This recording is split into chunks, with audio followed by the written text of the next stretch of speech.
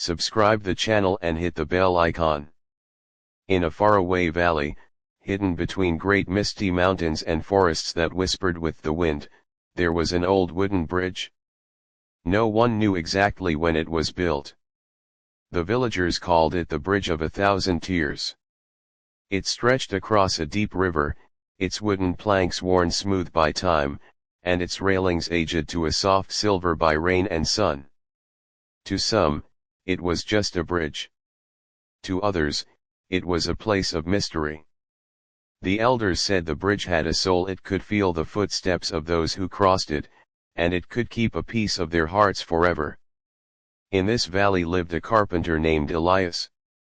He was a quiet, humble man in his late 50s, with hands strong from years of work and eyes that carried both kindness and sorrow. Elias had been a widower for over a decade, raising his only daughter, Lila, alone. Lila was the center of Elias's world.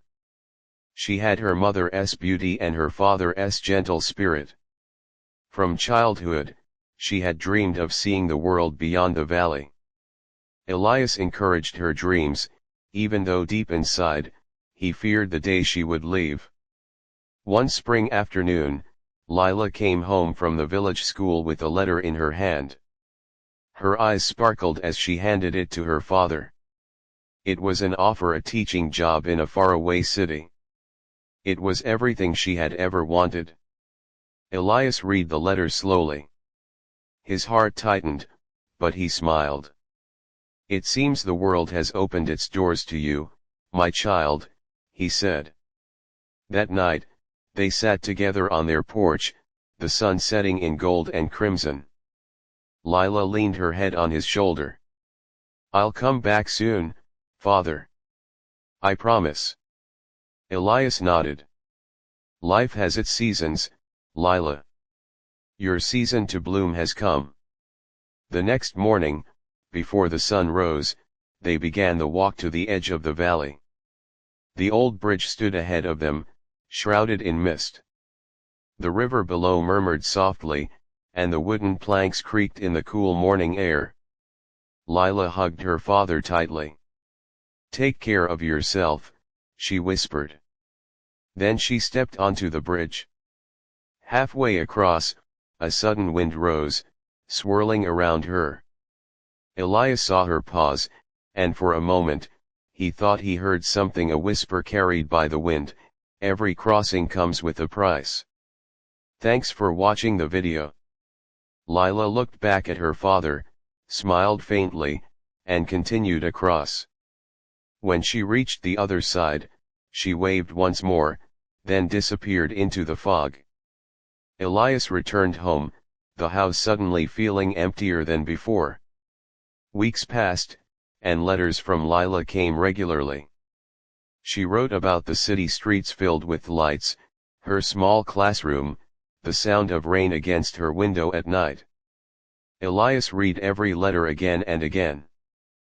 But as months went by, the letters came less often. They grew shorter. Elias told himself she must be busy. One winter evening, a letter arrived with joyful news. Lila had met a kind man named Jonas, and they planned to marry in the spring. Elias sat by the fire, holding the letter for a long time. He was happy for her, but a quiet ache settled in his chest. Years rolled on. Elias kept working in his shop, making toys and furniture for the villagers. Children loved him, and neighbors respected him, but his heart always waited for the sound of footsteps on the bridge. One stormy night, a knock came at his door. A traveler named Aaron stood outside, drenched from head to toe. Elias welcomed him in and gave him a warm meal. Over dinner, Aaron mentioned the city. "I believe I've seen your daughter there. She's well." But he hesitated. "The city changes people. Some forget where they came from." Elias stayed silent, but those words echoed in his mind.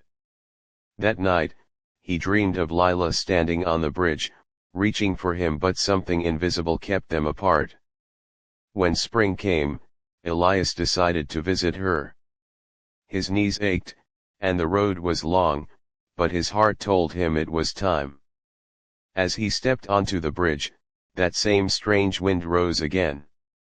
The whisper returned, clearer this time, every crossing comes with a price. Memories rushed over him, Lila's first steps, her laughter echoing through the valley, the nights they sat together under the stars. He kept walking. The city was louder and faster than he had imagined. When he finally found Lila's home, she opened the door in surprise.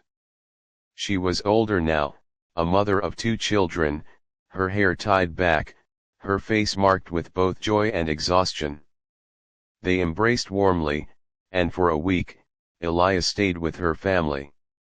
They talked, but Elias could feel a distance, a gap that time and different worlds had created. One morning, Elias told her he must return to the valley.